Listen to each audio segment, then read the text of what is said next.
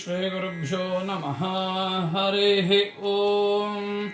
गणानां त्वा गणपतिगुं हवामहे कविं कवीनामुपमश्रवस्तमम् ज्येष्ठराजं ब्रह्मणां ब्रह्मणस्पत आनः शृण्वन्नोतिभिः सीदसादनम् सैज्जनेन सविशा सजन्मना सपुत्रैर्वाजं भरते धनानृभिः देवानां यः पितरमाविवासति श्रद्धामन हविषा ब्रह्मणस्पतिम्।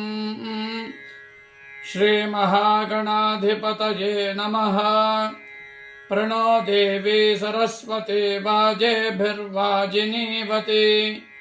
धीनामवित्र्यवतु आनो दिवो बृहतः पर्वतादा सरस्वती यजतागन्तु यज्ञम् हवन् देवी जुजुषाणा घृता चेषग्मान्नो वाचमुषते शृणोतु। श्रीवाग्देव्यै नमः। गुरुब्रह्मा गुरुर्विष्णुर्गुरुर्देवो महेश्वरः गुरुः साक्षात् परं ब्रह्म तस्मै श्रीगुरवे नमः। सद्गुरुचरणारविन्दाभ्यां नमः। अजास्यः पीतवर्णस्य यजुर्वेदोक्षसूत्रधृत् वामे कुलिशपाणिस्तु भूतिदो मङ्गलप्रदः। ॐ श्री यजुर्वेदपुरुषाय नमः। ॐ तुभ्यन्ता अंगिरस्तमाश्यामतङ्काममग्ने आशानां त्वा विश्वा आशाः अनुनोद्यानुमतिरन्विदनुमते त्वम् कामो भूतस्य कामस्तदग्रे ब्रह्मजज्ञानं पिता विराजा यज्ञो रायो यज्ञः आपो भद्रा आदित्पश्यामि तुभ्यं भरन्ति यो देह्यः पूर्वं देवा अपरेण प्राणापानो हव्यवाहग्स्विष्टम् देवेभ्यो वै स्वर्गो लोकस्थिरो भवत्। ते प्रजापतिमब्रुवन् प्रजापते स्वर्गो वै नो लोकस्थिरोऽभूत् तमन्विच्छेति तञ्यज्ञक्रतुभिरन्वैच्छत् तञ्यज्ञक्रतुभिर्नान्वविन्दत् तमिष्टिभिरन्वैच्छत् तमिष्टिभिरन्वविन्दत् तदिष्टेनामिष्टित्वम् येष्टयो हवै नाम ता इष्टय इत्याचक्षते परोक्षेण परोक्षप्रिया इव हि देवाः तमाशा अब्रवीत् प्रजापत आशया वैश्राम्यसि अहमुवा आशास्मि मान्नु यजस्व अथ ते सत्याशा भविष्यति अनुस्वर्गं लोकं वेत्स्यसीति स एतमग्नये कामाय पुरोडाशमष्टाकपालं निरवपत्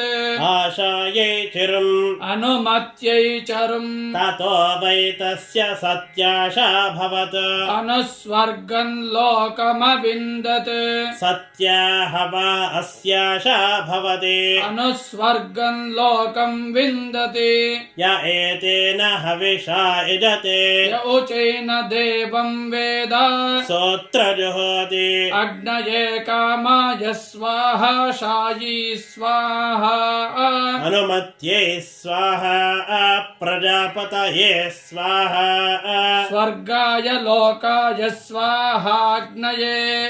स्विष्टकृते स्वाहेति तङ्कामो अब्रवीत् प्रजापते कामेन वैश्राम्यसि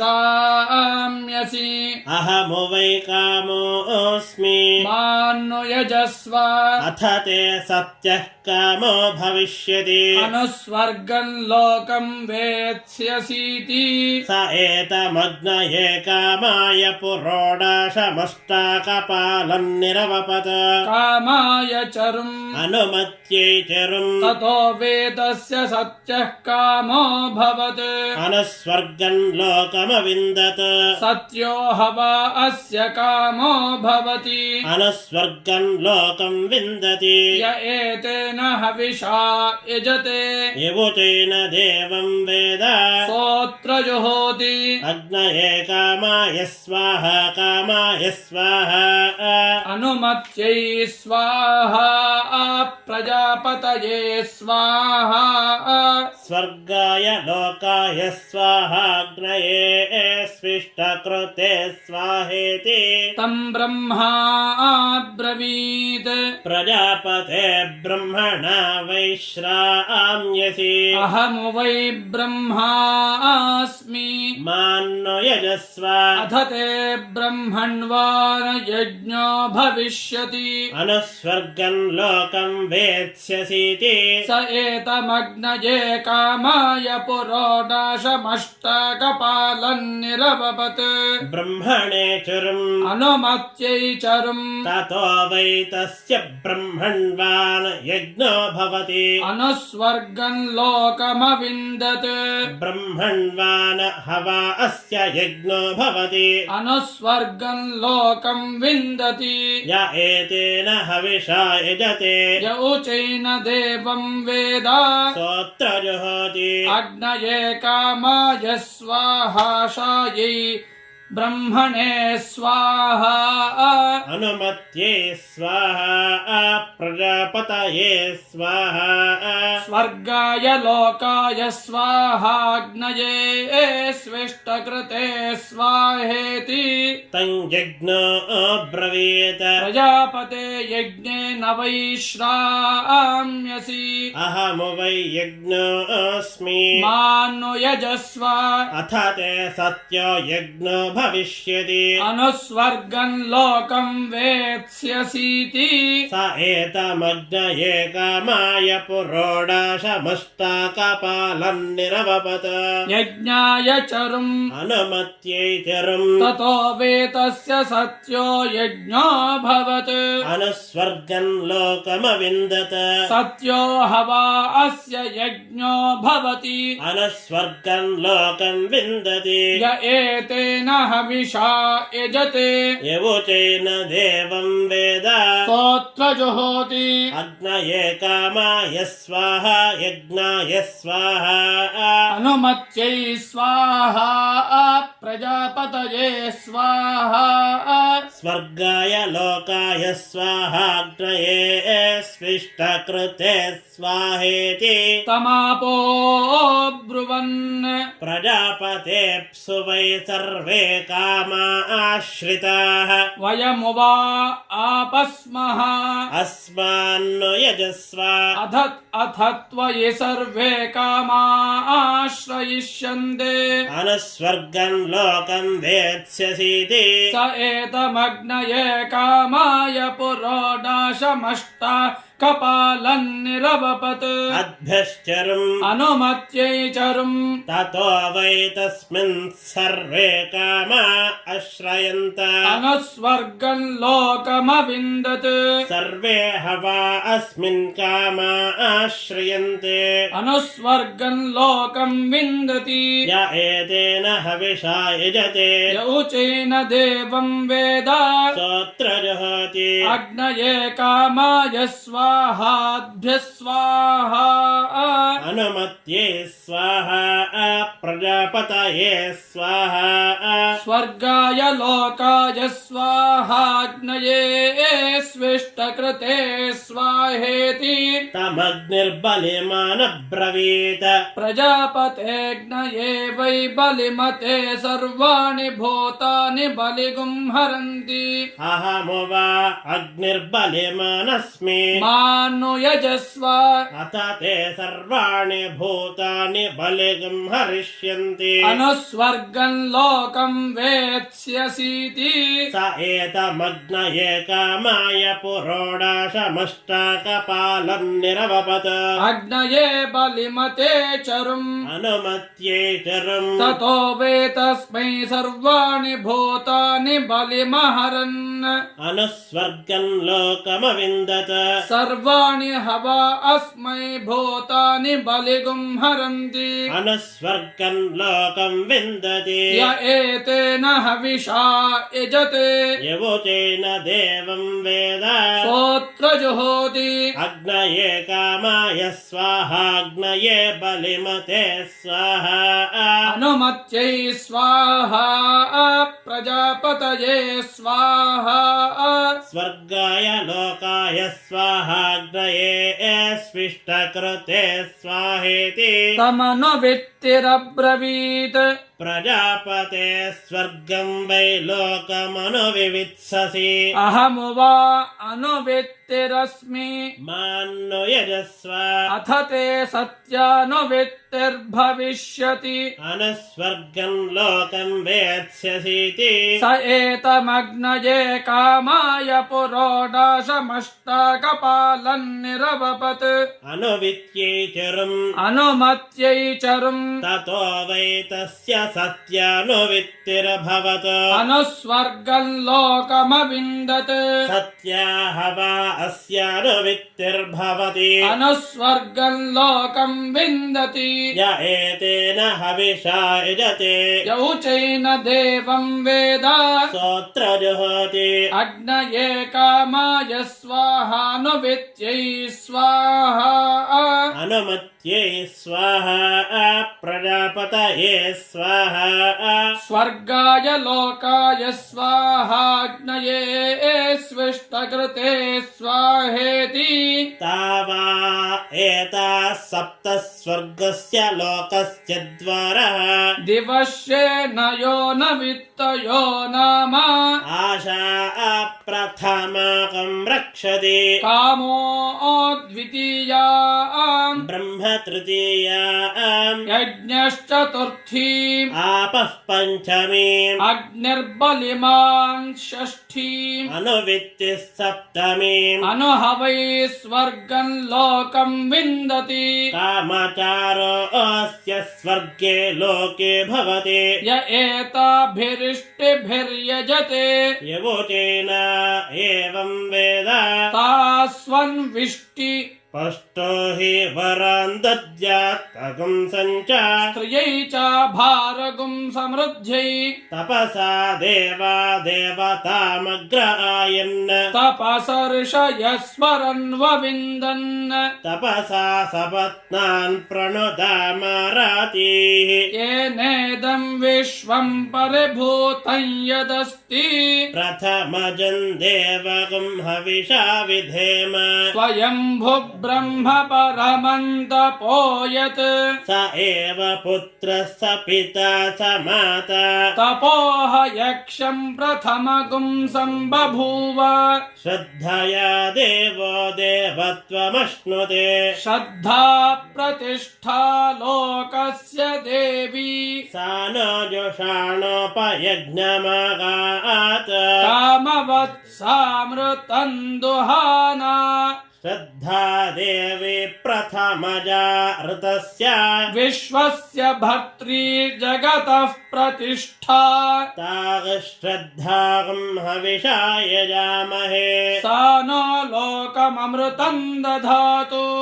ईशाना देवी भुवनस्याधिपत्नी आगात् सत्यगुं हविरिदञ्जुषाणम् यस्माद्देव जज्ञिरे भुवनं च विश्वे तस्मै विधेम हविषा घृतेन यथा देवैः सदमदं मदेम यस्य प्रतिष्ठोर्वन्तरिक्षम् यस्माद्देवा जज्ञिरे भुवनं च सर्वे तत्सत्यमर्चदुपयज्ञन्न आगात् ब्रह्माहुतिरुपमोदमानम् मनसो वशे सर्वमिदं बभूव नान्यस्य मनो वशमन्वियाय भीष्मो हि देवः सहसस्सहीयान् स न जुषाण उपयज्ञमागात् आकूतीनामधिपतिं चेतसाञ्च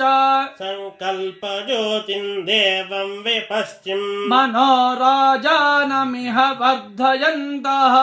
उपहवेस्य सुमतो स्याम चरणं पवित्रं विततं पुराणम् येन पूतस्तरति दुष्कृतानि तेन पवित्रेण शुद्धेन पूताः अतिपाप्मानमरातिन्तरेम लोकस्य द्वारमर्चिमत्पवित्रम् ज्योतिष्मद्भ्राजमानं महस्वत अमृतस्य धारा बहुधा दोहमानम् चरणन्नो लोके सुधितान् दधात् अग्निर्मूर्धा भुवः अनुनोद्यानुमतिरन्विदनुमते त्वम् हव्यवाहड्गस्विष्टम् देवेभ्यो वै स्वर्गो लोकस्थिरोऽभवत् ते प्रजापतिमब्रुवन् प्रजापते स्वर्गो वै न लोकस्थिरोऽभूत् तमन्विच्छेति तञ्जज्ञक्रतुभिरन्वै इच्छत संयज्ञक्रतुभिर्नान्वविन्दत् तमिष्टिभिरन्वै इच्छत तमिष्टिभिरन्वविन्दत् तदिष्टीनामिष्टित्वम् एष्टयो ह वै नाम ता इष्टय इत्याचक्षते परोक्षेण परोक्षप्रिया इव हि देवाः तन्तपो अब्रवीत् प्रजापते तपसा वैश्राम्यसि अहमु वै तपोऽस्मि मान्नुयजस्व अथ ते सत्यं तपो भविष्यति अनुस्वर्गं लोकं वेत्स्यसीति स एतमाग्नेयमष्टाकपालं निरवपत् तपसे चरुम् अनुमत्यै चरुम् ततो वेतस्य सत्यं तपोऽभवत् अनुस्वर्गं लोकमविन्दत सत्यगुं हवा अस्य तपो भवति अनुस्वर्गं लोकं विन्दति य एतेन हविषा यजते यवोचेन देवं वेद सोऽत्र जुहोति अग्नये स्वाहा तपसे स्वाहा अनुमत्यै स्वाहा प्रजापतये स्वाहा स्वर्गाय लोकाय स्वाहाग्नये स्विष्टकृते स्वाहेति तग्श्रद्धा ब्रवीत् प्रजापदे श्रद्धया वैश्राम्यसि अहमु वै श्रद्धास्मि मान्नु यजस्व अथ ते सत्या श्रद्धा भविष्यति अनुस्वर्गं लोकं वेत्स्यसीति स एतमाग्नेयमष्टाकपालं निरवपत् श्रद्धायै चिरुम् अनुमत्यै चरुम् ततो वै तस्य सत्या श्रद्धा भवत् अनुस्वर्गं लोकमविन्दत् सत्या हव अस्य श्रद्धा भवति अनुस्वर्गं लोकं विन्दति य एतेन हविषा यजते य उचैन देवं वेद सोऽत्र जुहोति अग्नये स्वाहा श्रद्धायै स्वाहा अनुमत्यै स्वाहा प्रजापतये स्वाहा स्वर्गाय लोकाय स्वाहाग्नये स्विष्टकृते स्वाहेति तगं सत्यमब्रवीत् प्रजापते सत्येन वैश्राम्यसि अहमु वै सत्यमस्मि मान्नुयजस्व अथ ते सत्यगं सत्यं भविष्यति अनुस्वर्गं लोकं वेत्स्यसीति स एतमाग्नेयमष्टाकपालं निरवपत् सत्याय चरुम् अनुमत्यै चिरुम् ततो वेतस्य सत्यगुं सत्यमभवत् अनुस्वर्गं लोकमविन्दत सत्यगुं हवा अस्य सत्यं भवति अनुस्वर्गं लोकं विन्दति य एतेन हविषा यजते यवोचेन देवं वेद सोऽत्र जुहोति अग्नये स्वाहा सत्याय स्वाहा अनुमत्यै स्वाहा प्रजापतये स्वाहा स्वर्गाय लोकाय स्वाहाग्नये स्विष्टकृते स्वाहेति तन्मनो ब्रवीत् प्रजापते मनसा वैश्राम्यसि अहमु वै मनोऽस्मि मान्नु यजस्व अधते सत्यं मनो भविष्यति अनुस्वर्गं लोकं वेत्स्यसीति स एतमाग्नेयमष्टाकपालं निरवपत् मनसे चरुम् अनुमत्यै चरुम् ततो वै तस्य सत्यं मनोभवत् अनुस्वर्गं लोकमविन्दत् सत्यगं हवा अस्य मनोभवति अनुस्वर्गं लोकं विन्दति य एतेन हविषा यजते य उचैन देवं वेद सोऽत्र जुहोति अग्नये स्वाहा मनसे स्वाहा अनुमत्यै स्वाहा प्रजापतये स्वाहा स्वर्गाय लोकाय स्वाहाग्नये स्विष्टकृते स्वाहेति तञ्चरणमब्रवीत् प्रजापते चरणे न वैश्राम्यसि अहमु वै चरणमस्मि मान्नु यजस्व अथ ते सत्यं चरणं भविष्यति अनुस्वर्गं लोकं वेत्स्यसीति स एतमाग्नेयमष्टाकपालं निरवपत् चरणाय चरुम् अनुमत्यै चरुम् ततो वेतस्य सत्यं चरणमभवत् अनुस्वर्गं लोकमविन्दत सत्यगुं हवा अस्य चरणं भवति अनुस्वर्गं लोकं विन्दति य एतेन हविषा यजते यवोचेन देवं वेद सोऽत्र जुहोति अग्नये स्वाहा चरणाय स्वाहा अनुमत्यै स्वाहा प्रजापतये स्वाहा स्वर्गाय लोकाय स्वाहाग्नये स्विष्टकृते स्वाहेति तावा एताः पञ्च स्वर्गस्य लोकस्य द्वारः अपाघा अनुवित्तयो नाम तपः प्रथमागुं रक्षति श्रद्धा द्वितीया सत्यं तृतीयाम् मनश्चतुर्थीं चरणं पञ्चमीम् अनुहवै स्वर्गं लोकं विन्दति कामचारोऽस्य स्वर्गे लोके भवति य एताभिरिष्टिभिर्यजते यौचैना एवं वेद तास्वन्विष्टि पष्ठो हि वरान् दद्यात् कगुं सञ्चार स्त्रियै च भारगं समृद्ध्यै ब्रह्म वै चतुर्होतारः चतुर्होत्रभ्योऽधियज्ञो निर्मितः नैनगुं सप्तम् नाभिचरितमागच्छति य एवं वेद यो ह वै चतुर्होतॄणां चतुर्होतृत्वं वेद अधो पञ्चहोतृत्वम् सर्वास्मै दिशः कल्पन्ते वाचस्पतिर्होता दशहोतॄणाम् पृथिवी होता चतुर्होतॄणाम् अग्निर्होता पञ्चहोतॄणाम् वाग्होता षड्होतॄणाम् महाहविर्होता सप्तहोतॄणाम् एतद्वै चतुर्होतॄणां चतुर्होतृत्वम् अथो पञ्चहोतृत्वम् सर्वास्मै दिशः कल्पन्ते य एवं वेद एषा वै सर्वविद्या एतद्भेषजम् एषा पङ्क्तिः स्वर्गस्य लोकस्य आञ्जसाय निःसृतिः एतान् योध्यैत्य क्षतिर्दर्शे यावत् तरसम् स्वरेति अनपब्रवः सर्वमायुरेति विन्दते प्रजाम् राजस्पोषङ्गोपत्यम् ब्रह्मवर्चसे भवते एतान योध्यैति स्पृणोत्यात्मानम् प्रजाम् पितॄन् एतान वा अरुण औपवेशिर्विदाञ्चकार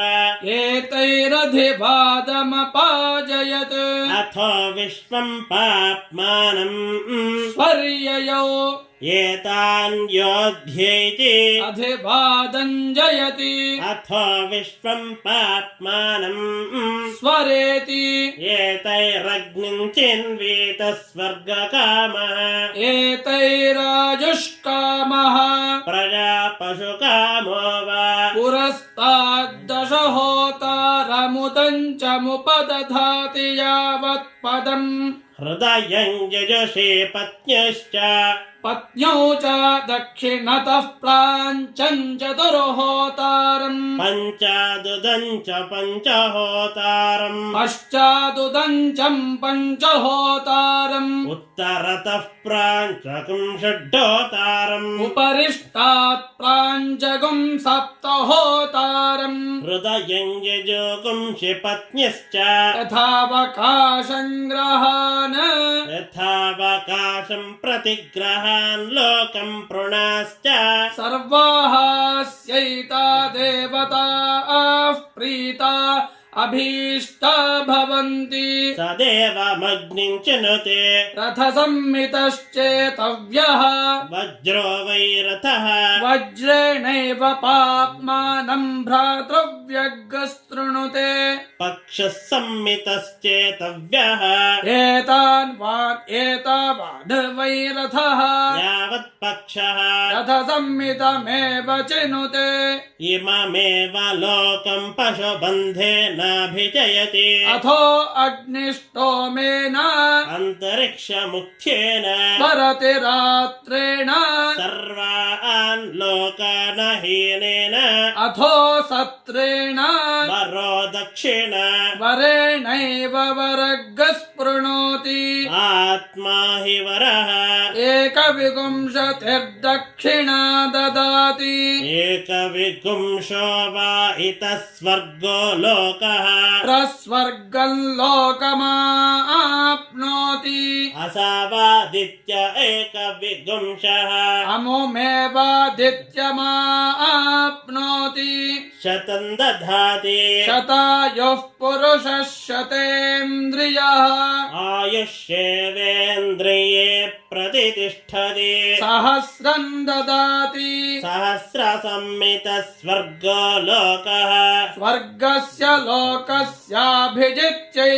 अन्विष्टकम् दक्षिणा ददाति सर्वाणि वयागुंसि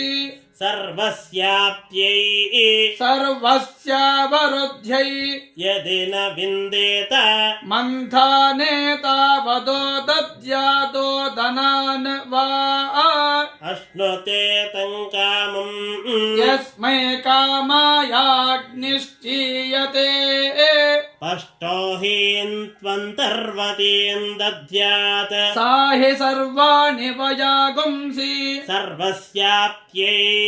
सर्वस्यावरुध्यै हिरण्यम् ददाति हिरण्यज्योतिरेव स्वर्गम् लोकमेति वासो ददाति तेनायुः प्रतिरते वेदि तृतीये यदेत त्रिशत्या हि देवाः स सत्यमग्निम् चिनुते तदेतत्पशुबन्धे ब्राह्मणम् ब्रूयात् नेतरेषु यज्ञेषु यो ह वै चतुर्होतॄणाम् तर्पयितव्यान् वेद तृप्यति प्रजया पशुभिः उपैनगुम् सोमपीठो नमति एते वै चतुर्होतारोऽनुसवनम् तर्पयितव्याः ये ब्राह्मणा बहुविधः तेभ्यो यद्दक्षिणा नयेत दुरिष्टग् स्यात् वृञ्जीरन् अग्निमस्य वृञ्जीरन् तेभ्यो यथा श्रद्धं दद्यात् स्विष्टमेवैतत् क्रियते हिरण्येष्टको भवति नास्याग्निं वृञ्जते हिरण्येष्टको भवति यावदुत्तममङ्गुलिकाण्डं यज्ञपरुषा संहितम् तेजो हिरण्यम् यदि हिरण्यन्न विन्देत शर्करा अक्ता उपदध्यात् तेजो घृतम् स तेजसमेवाग्निं चिनुते अग्निं चित्वा सौत्रामण्या यजेतमैत्रा वरुण्या वा वीर्येण वा एष वृध्यते यो अग्निं चिनुते यावदेव वीर्यम् तदस्मिन् दधाति ब्रह्मणः सायुज्यकं स लोकतामाप्नोति एतासामेव देवता नागं सायुज्यकम् साष्टितागुं समानलोकतामाप्नोति य एतमग्निं चिनुते य ऊचैनमेवं वेद एतदेव सावित्रे ब्राह्मणम् अथो नाचिकेते यच्छामृतं यच्छमर्त्यम् यच्च प्राणिति यच्च न सर्वास्ता इष्टकाः कृत्वा उपकामदुघादधे तेन ऋषिणा तेन ब्रह्मणा तया देवतयाङ्गिरस्वध्रुवासीद सर्वास्त्रियः सर्वान् पुगुंसः सर्वन्न स्त्रीपुमञ्चयत् सर्वास्ताः यावन्तः पागुंसवो भूमेः सङ्ख्याता देवमायया सर्वास्ताः यावन्त ओषाः पशूनाम् पृथिव्यां पुष्टिर्हिताः सर्वास्ताः यावती सिकताः सर्वाः अप्स्वन्तश्च याश्रिताः सर्वास्ताः यावते शर्करा धृत्यै अस्या पृथिव्यामधि सर्वास्ताः यावन्तोष्माणोऽस्यां पृथिव्याम् प्रतिष्ठासु प्रतिष्ठिताः सर्वास्ताः यावतीर्विरुधः सर्वाः विष्ठिताः पृथिवीमनो सर्वास्ताः यावतीरोषधीः सर्वाः विष्टिताः पृथिवीमन सर्वास्ताः यावन्तो वनस्पतयः अस्यां पृथिव्यामधि सर्वास्ताः यावन्तो ग्राम्याः पशवः सर्वे आरण्याश्च ये सर्वास्ताः ये द्विपादश्चतुष्पादः अपाद उदरसर्पिणः सर्वास्ताः यावदाञ्जनमुच्यते देवत्रायच्च मानुषम् सर्वास्ताः यावत्कृष्णाय सगुं सर्वम् देवत्रा यच्च मानुषम् सर्वास्ताः यावल्लोहाय सगुं सर्वम् देवत्रायच्च मानुषम् सर्वास्ताः सर्वगुंसि सगुं सर्वन्त्रपो देवत्रा यच्च मानुषम् सर्वास्ताः सर्वगुं हिरण्यगुं रजतम् देवत्रायच्च मानुषम् सर्वास्ताः सर्वगुं सुवर्णगुं हरितम् देवत्रा यच्च मानुषम् सर्वास्ता इष्टकाः कृत्वा उपकामदुघादधे तेन ऋषिणा तेन ब्रह्मणा तया देवतयाङ्गिरस्वध्रुवासीद सर्वादिशो दिक्षु यच्चान्तर्भूतम् प्रतिष्ठितम् सर्वास्ता इष्टकाः कृत्वा उपकामदुघादधे तेन ऋषिणा तेन ब्रह्मणा तया देवतयाङ्गिरस्वध्रुवासीद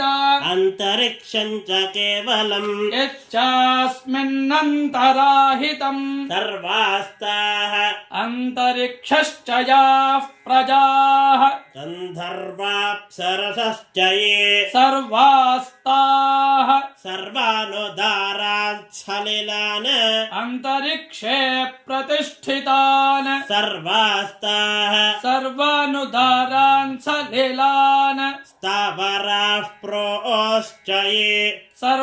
सावराः प्रोष्याश्च ये सर्वास्ताः सर्वान्धुनिगुं सर्वान्ध्वगुंसान् हिमो युच्चशीयते सर्वास्ताः सर्वान्मरीचि न विततान् निहारो यच्चशीयते सर्वास्ताः सर्वा विद्युतः सर्वांस्तनयित्नून् ह्रादुनीर्यच्चशीयते सर्वास्ताः सर्वास्रवन्ते सरितः सर्वमप्सु चरञ्चयत् सर्वास्ताः याश्च कोऽप्यायाश्च नाद्याः समुद्रियाः याश्च वैशन्ते ऋतुप्रासचीर्याः सर्वास्ताः ये चोत्तिष्ठन्ति धीमूताः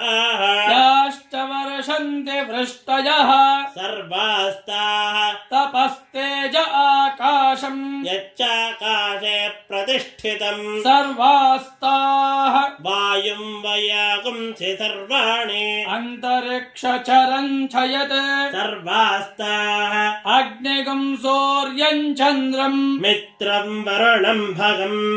सर्वास्ताः सत्यग्श्रद्धान्तपोदमम्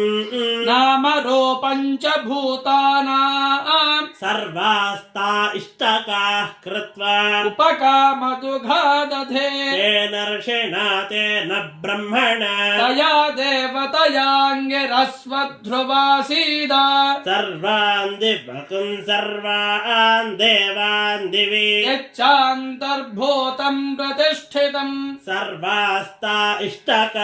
कृत्वा उपकामदुघादधे तेन ऋषिणा तेन ब्रह्मणा तया देवतयाङ्गिरस्वध्रुवासीद यावतेस्तारकाः सर्वाः विततारोचने दिवि सर्वास्ताः रुचो यजोगुंषि सामानि अथर्वाङ्गिरसश्च ये सर्वास्ताः इतिहासपुराणं च सर्वदेवजनाश्च ये सर्वास्ताः ये च लोकाः अन्तर्भूतं प्रतिष्ठितं सर्वास्ताः यच्च ब्रह्म यच्छा ब्रह्म अन्तर्ब्रह्मन् प्रतिष्ठितम् सर्वास्ताः अहोरात्राणि सर्वाणि अर्धमासागश्च केवलान् सर्वास्ताः सर्वान् ऋतून् सर्वान् मासान् संवत्सरं च केवलम् सर्वास्ताः सर्वं भूतगुं सर्वं भव्यम् यच्चातोधि भविष्यति सर्वास्ता इष्टकाः कृत्वा उपकामदुघादधे तेन ऋषिणा तेन ब्रह्मणा तया देवतयाङ्गिरस्वध्रुवासीद ऋचां प्राची महतीति गुच्यते दक्षिणामाहुर्यजुषामपाराम् अथर्वणामङ्गिरसां प्रतीची साम्नामुदीचि महतीति गुच्यते ऋग्भिः पूर्वाह्ने दिवि देव ईयते यजुर्वेदे तिष्ठति मध्ये अह्नः सामवेदेनास्त्वमये महीयते वेदैरशोऽन्यस्त्रिभिरेति सूर्यः ऋग्भ्यो जातागुं सर्वशो मूर्तिमाहुः सर्वागतिर्याजुषी हैवशिष्वत् सर्वं तेजसामरोप्य गुंहशश्वत् सर्वगं हेदं ब्रह्मणा हैव सृष्टम् ऋग्भ्यो जातं वैश्यं वर्णमाहुः यजुर्वेदं क्षत्रियस्याहुर्योनिम् सामवेदो ब्राह्मणानां प्रसूतिः पूर्वेभ्यो वच एतदुचुः आदर्शमग्निं चिन्वानाः पूर्वे विश्वसृजोऽमृताः शतं वर्षसहस्राणि दीक्षिताः सत्रमसता तप आसीत् गृहपतिः ब्रह्मभवत् स्वयं सत्यगं होतैषामासीत् यद्विश्वसृजा आसता अमृतमेभ्य उदगायत् सहस्रं परिवत्सरान् भूतगुंह प्रस्तौतैषामासीत् भविष्यत् प्रतिजाहरत प्राणो अध्वर्युरभवत् इदं सर्वगुं शिशासता अपानो विद्वानावृतः प्रतिप्रातिष्ठदध्वरे आर्तवा उपगातारः सदस्या ऋतवो भवन् अर्धमासाश्च मासाश्च चमसाध्वर्यवो भवन् अशगुं सद्ब्रह्मणस्तेजः अच्छावाको भवद्यशः ऋतमेषां प्रशास्तासीत् यद्विश्वसृजा आसता ऊर्ग्राजानमुदवहत् ध्रुवा गोपः सहो भवत् ओजोभ्यष्टोद्ग्रावण्णः यद्विश्वसृजा आसता अपचितिः पौत्रीयाम यजत् नेष्ट्रियाम यजत्विषिः आग्नीध्राद्विदुषी सत्यम् श्रद्धा हवा यजत् स्वयं श्रद्धा हैवा यजत् स्वयम् इरापत्ने विश्वसृजा आकोतिरपि नड्ढविः इद्मगं हक्षुच्छेभ्य उग्रे तृष्णा चावहतामुभे वागेशागं सुब्रह्मण्यासीत् छन्दो योगान् विजानति कल्पतन्त्राणि तन्वानः सर्गस्थाश्च सर्वशः अहोरात्रे पशुपाल्यो मुहूर्ताः प्रेष्या अभवन् मृत्युस्तदभवद्धाता शमितोऽग्रो विशाम्पतिः विश्वसृजः प्रथमाः सत्रमसता सहस्रसमं प्रसूते नयन्तः ततोह जज्ञे भुवनस्य गोपाः हिरण्मयः शकुनिः ब्रह्मनाम येन सूर्यस्तपति तेजसेद्धः पिता पुत्रेण पितृमान् योनियोनो न वेद विन्मनुते तं बृहन्तम् सर्वानुभुमात्मानगुं सम्पराये एष नित्यो महिमा ब्राह्मणस्य न कर्मणा वर्धते नोकनीयान् तस्यैवात्मा पदवित्तं विदित्वा न कर्मणा लिप्यते पापकेन पञ्चाशतस्त्रिवृतः संवत्सराः पञ्चाशतः पञ्चदशाः पञ्चाशतः सप्तदशाः पञ्चाशत एकविगुंशाः विश्वसृजागं सहस्रसंवत्सरम् एतेन वै विश्वसृज इदं विश्वमसृजन्त यद्विश्वमसृजन्त तस्माद्विश्वसृजः विश्वमेनाननुप्रजायते ब्रह्मणः सायुज्यगुं स लोकतायन्ति